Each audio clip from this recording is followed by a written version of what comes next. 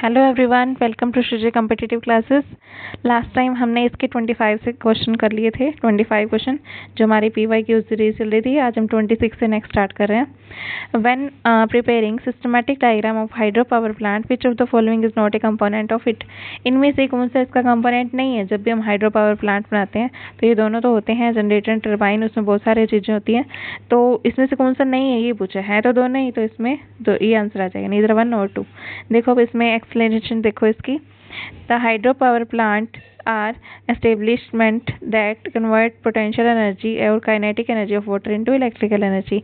ये वाटर की पोटेंशियल या काइनेटिक एनर्जी को इलेक्ट्रिकल एनर्जी में कन्वर्ट करते हैं। इसके अंदर कौन कौन आता है, देखो रिजर्वायर आता है, इनटेक आता है, ठीक है। रिजर्वायर होता है, एक इनटेक होता है जहाँ से वो लेता है पानी को, और उसके बाद पैन स्टॉक होता है, फिर उसके बाद टरबाइन भी होता है, इसमें जनरेटर भी होता है, ड्राफ्ट ट्यूब भी होती है, आउटफ्लो भी होता है, ठीक है। तो ये सारी चीज़ें आपने याद रखनी है, नेक्स्ट टाइम इनमें से ही कुछ पूछ सकता है, ठीक है।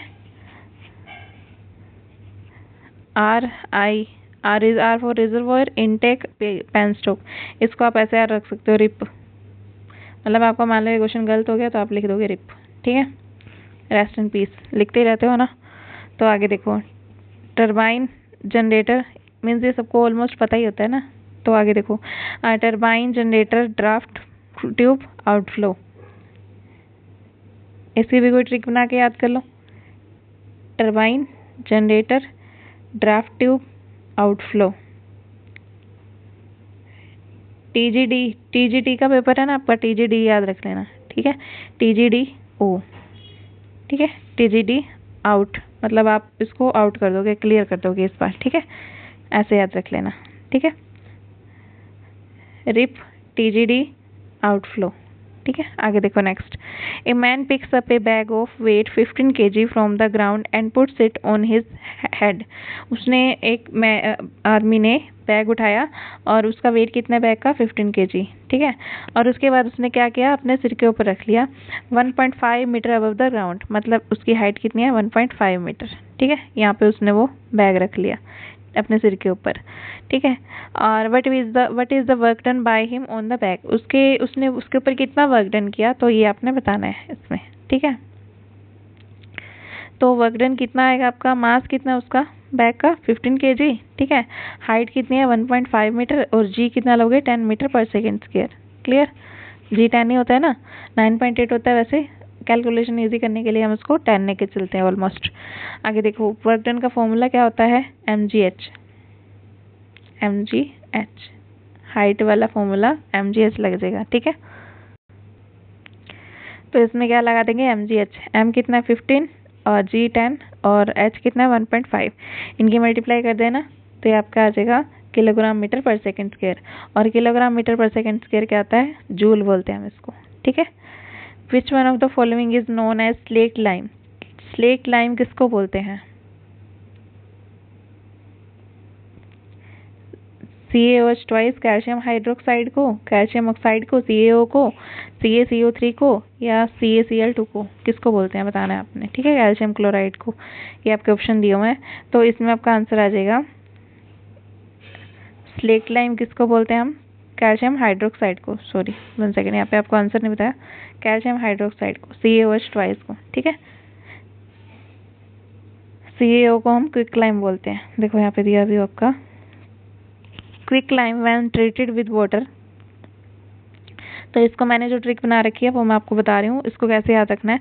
Quick lime when treated with water it produces slate lime. CaO quick lime, CaO काओ जो होती है क्विक लाइम होता है, ठीक है। काओ याद रख लेना। काओ जो पानी पीती है 2H2O, ठीक है। काओ को जो पानी पिलाओगे, वाटर ऐड करोगे उसमें, तो उसमें क्या बन जाएगा, CaOH ट्वाइस, स्लेट लाइम, मतलब वो लेक बन जाएगी, ठीक है। कैल्शियम हाइड्रोक्साइड, झील बन जाएगी, मतलब आपको पानी रिटर्न में बहुत सारा वापस मिलेगा। ऐसा याद रख लेना जैसे आपका मन करे। मतलब इसको याद रखने के लिए ज़्यादा ट्रिक की जरूरत भी नहीं है, वैसे भी इजी सही है। CaO 2H2O, CaOH ट्वाइस बन जाएगा, ठीक है। तो क्विक लाइम को जब पानी के साथ ट्रीट करते हैं तो स्लेट लाइम बनते हैं, इसको याद रखना, ठीक है। Slate lime is a colourless crystal और वाइट पाउडर। ये जो होता है ना, कलरलेस होता है और वाइट पाउडर होता है। इसको हाइड्रेटेड लाइम भी बोलते हैं और कॉस्टिक लाइम भी बोलते हैं। बिल्डर्स लाइम भी बोलते हैं, ठीक है। क्लियर, इतनी बात याद रखना। आगे देखो, what is the colour of white silver chloride? What is the color of white silver chloride when it placed in direct sunlight? White silver chloride को जब आप डायरेक्ट सनलाइट में रख दोगे तो वो ग्रे हो जाता है। सिल्वर को, चांदी को वैसे भी देखा होगा ना आपने, ग्रे सी हो जाती है डायरेक्ट सनलाइट में। AgCl is placed in silver chloride बोला इन्होंने, सनलाइट में रखोगे तो डिकम्पोज हो जाएगा मेटालिक ग्रे सिल्वर में और क्लोरीन गैस में, ठीक है। It is a photo decomposition reaction है, इसको फोटो डिकम्पोजिशन रिएक्शन भी बोलते हैं। आपको नेक्स्ट टाइम ये भी पूछ सकता है फोटो डिकम्पोजिशन रिएक्शन क्या होती है, तो आपने ये याद रखना है, ठीक है। 2AgCl जब इसको ट्रीट करोगे, सनलाइट में रखोगे तो सिल्वर अलग हो जाएगा और क्लोरीन अलग हो जाएगा। ये कौन से कलर का हो जाएगा? ग्रे कलर का हो जाएगा, ठीक है। तो आपका आंसर ग्रे आ जाएगा। नेक्स्ट देखो, what is the type of following reaction? ये कौन सी टाइप की रिएक्शन है ये आपने बताना है, ठीक है। अब देखो इसमें क्या हुआ, CuO + H2, Cu बन गया और ऑक्सीजन इसके में वाटर के साथ चली गई। देखो इसके साथ यहाँ पे ऑक्सीजन जुड़ गई, ठीक है, इसमें से ऑक्सीजन निकल गई, तो एक में तो हो रही है जिसमें जुड़ गई उसकी हो गई ऑक्सीडेशन, और जिसमें से निकल रही है उसमें से हो रही है रिडक्शन। तो ये कौन सी होगी? रिडॉक्स रिएक्शन, ठीक है। तो ये आपका यहाँ पे बताया भी हुआ है, क्लियर, एक्सप्लेन किया हुआ है आपको। आगे देखो next question, which one of the following is the best conductor of heat? सबसे अच्छा कंडक्टर कौन है हीट का, ये आपने बताना है। देखो यहाँ पे सिल्वर दिया होता तो अच्छा था, सिल्वर था सबसे बेस्ट तो, बट इसमें आपको सिल्वर नहीं दिया होता, उसके बाद नेक्स्ट आपने लगाना होता है कॉपर, ठीक है। तो आंसर आ जाएगा इसका कॉपर। इसको एक्सप्लेन भी किया हुआ आपको, those materials which allow to pass heat through them, अपने में से हीट को पास होने देते हैं, are good conductor of heat. Electrons can move around easily and so they can carry heat from one part to another part. तो इसमें से हीट इजीली ट्रांसफर हो सकती है इलेक्ट्रॉन के थ्रू, इसमें इलेक्ट्रॉन फ्री रहते हैं ऑलमोस्ट, तो भी वो कंडक्टर बनते हैं। Among metals copper is the best conductor, metals में कॉपर बेस्ट कंडक्टर है because it has highest thermal conductivity, ठीक है। मेटल्स के अंदर कॉपर होता है बेस्ट, तो इसकी थर्मल कंडक्टिविटी हाई होती है। आगे देखो, विच of the following is amphoteric oxide? Amphoteric oxide कौन सा है इसमें से, ये आपने बताना है, ठीक है जी। तो ये होता है आपका जिंक ऑक्साइड, ZnO, ठीक है।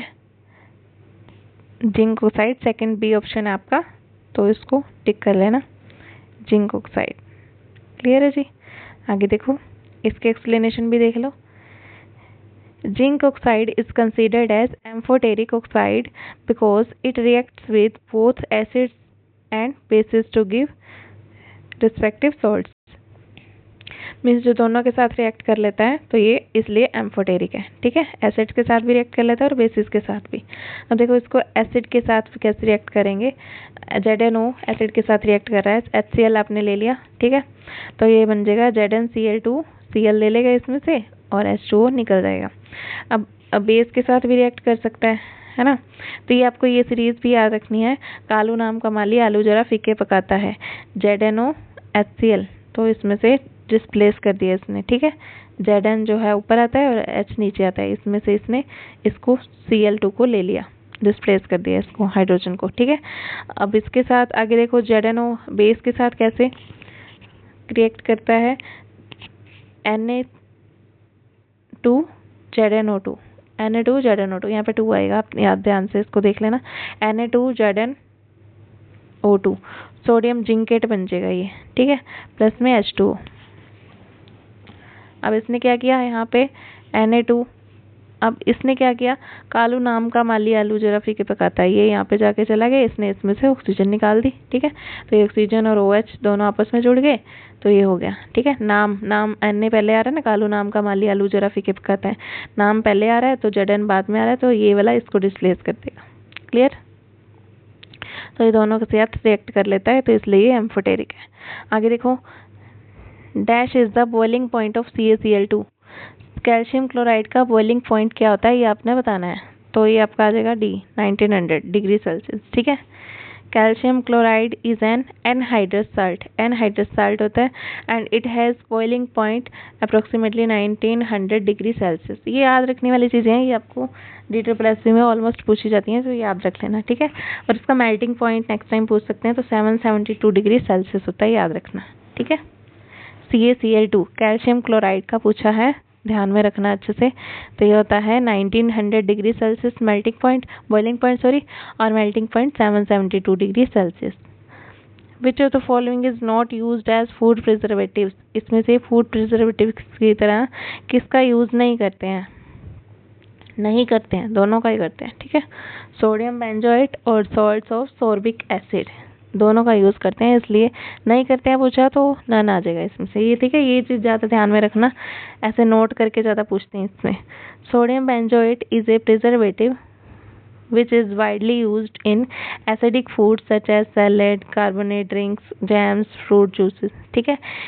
इन सब में सोडियम बेंजोएट यूज़ किया जाता है। Sorbic acid and its salts specially potassium sorbate और calcium sorbate and antimicrobial agents often used as preservatives in food, तो ड्रिंक्स में भी यूज़ करते हैं to prevent the growth of mould, yeast and fungi, ठीक है। इन सब का यूज़ किया जाता है, इन दोनों का ही। So both sodium benzoates and salt of sorbic acid are used as food preservatives, इनको दोनों को यूज़ करते हैं फूड प्रिजर्वेटिव्स की तरह, ठीक है। आपने बताना है इसमें जनरल फॉर्मूला ऑफ अल्कीन क्या होता है, तो ये आपने याद रखना है CnH2n, ठीक है जी।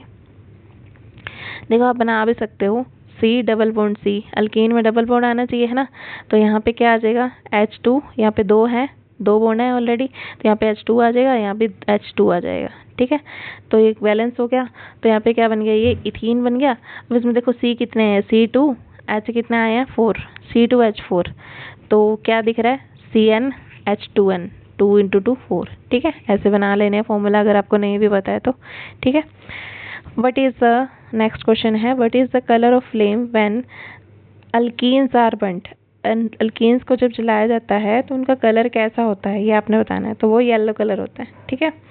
Alkenes are on burning gives sooty luminous yellow flame because alkenes have higher carbon hydrogen ratio than saturated hydrocarbons। Alkenes के अंदर जो होती है कार्बन हाइड्रोजन रेशो ज़्यादा होती है सैचुरेटेड हाइड्रोकार्बन से। सैचुरेटेड कौन से होते हैं, जो सिंगल बॉन्ड होते हैं, और अनसैचुरेटेड कौन से होते हैं, डबल बॉन्ड और ट्रिपल बॉन्ड वाले, ठीक है। नेक्स्ट क्वेश्चन देखो, in vinegar what is the percentage of acetic acid dissolved in water. Vinegar के अंदर एसिटिक एसिड CH3COOH इसका फॉर्मूला होता है एसिटिक एसिड का, कितना इसमें होता है आपने बताना है, तो ये होता है आपका 5 to 8%, 20 का आंसर हो जाएगा।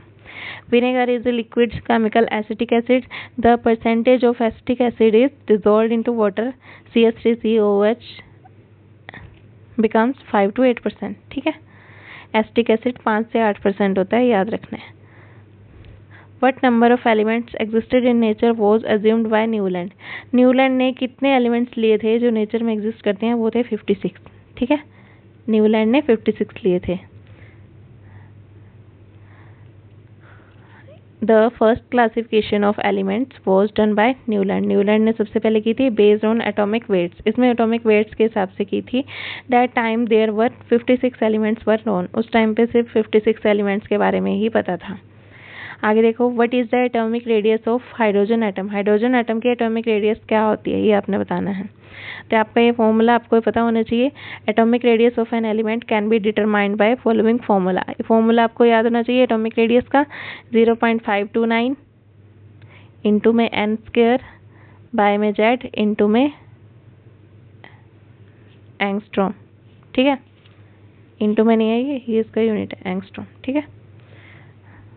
सॉरी फॉर, चलो आगे देखो, इसके लिए सॉरी, अभी आपकी थोड़ा सा हिल गया था ये। आगे देखो, where n is equals to shell number. ये फ़ोन में थोड़ा सा इधर उधर हो जाता है, तो देख लो। n जो है शेल नंबर होता है, z जो है एटॉमिक नंबर है, ठीक है। अब इसमें रेडियस क्या आएगी, 0.229 इंटू में 1 का स्क्वायर।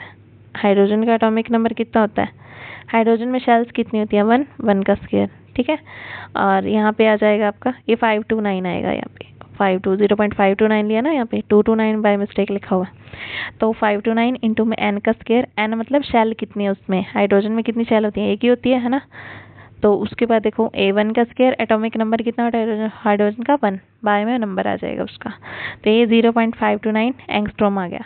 अब इसको पिकोमीटर में बदल दोगे तो 552.9 पिकोमीटर आ जाएगा। ठीक है, क्लियर है इतनी बात। तो ये अप्रोक्सीमेट लेना आपने, 52 के आसपास आपको कौन सा दिख रहा है, ये 57 ही तो दिख रहा है, ये ले लो। ठीक है, आगे देखो next. Why did Rutherford select a gold foil for his experiment of finding the model of an atom? जो रदरफोर्ड था उसने गोल्ड फॉयल क्यों यूज की, ये आपने बताना है।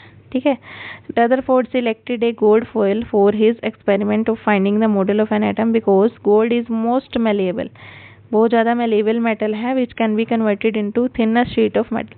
सबसे पतली शीट गोल्ड की ही बन सकती है, इसलिए उसने गोल्ड को यूज़ किया था।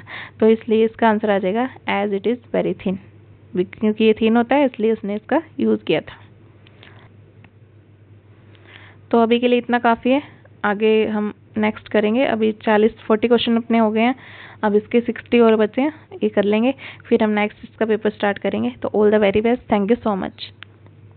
इसकी सीरीज़ को फॉलो कर लेना, इसमें प्लेलिस्ट आपको मिल जाएगी DSSP PYQ series natural science के नाम से, तो उसको फॉलो कर लेना, वो वाले क्वेश्चंस अच्छे से कर लेना सारे जितने भी करवाए जा रहे हैं आपके प्रीवियस ईयर्स के। तो ऑल द वेरी बेस्ट, आपका एग्ज़ाम अच्छा हो। Thank you so much.